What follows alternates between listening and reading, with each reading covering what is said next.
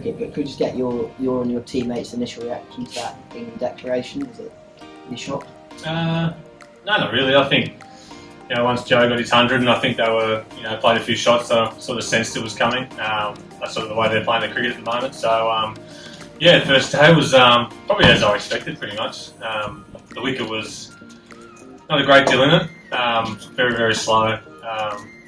Not much sideways movement or swing or anything. So 390, and we're none for, so pretty even, I'd say.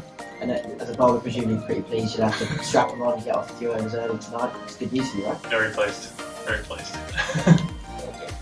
Sort of general question really, what was the kind of what's the mood in the dressing room after a day?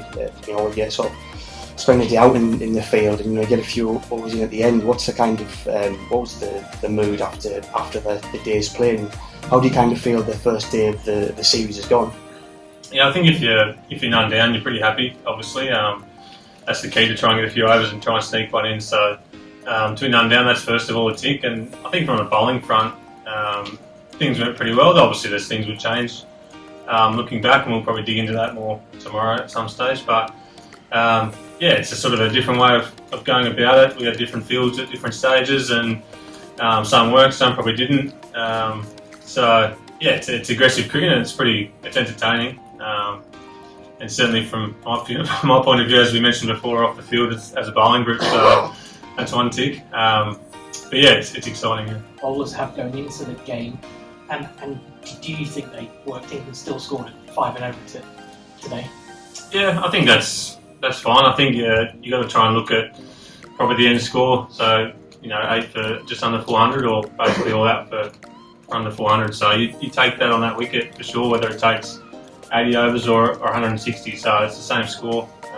We've got to start to sort of look at things a little bit differently, I guess, and not so much look at strike rates and economies and things like that. So it's just about wickets and the score, and if we can keep it as simple as that, I think that'll go a long way to wrapping our heads around the sort of new Ashes. Bearing in mind you said it was entertainment for the crowd, just the pace that it's at, is it different to, you knew what was coming, but then in experiencing it, is it a little bit discombobulating when you're on the field, and is it actually fun? I'd say it's a challenge, definitely. It's a good fun challenge to have. It's good to play a different brand of cricket. Although I don't think we got dragged into it as much as we could have if things went really south. But I thought we held our guns pretty well. It wasn't an outrageous stroke play. Like there was a little bit at the end there off Gaza for Rudy, but a batter on 100 plus usually plays shots like that anyway with the tail. So we're sort of used to that stuff. Zach probably played a couple of little rash shots, but nothing out of the box that we haven't seen in white ball cricket. So I think it's just from a bowling, I guess, group point of view, it's about how the innings actually looks.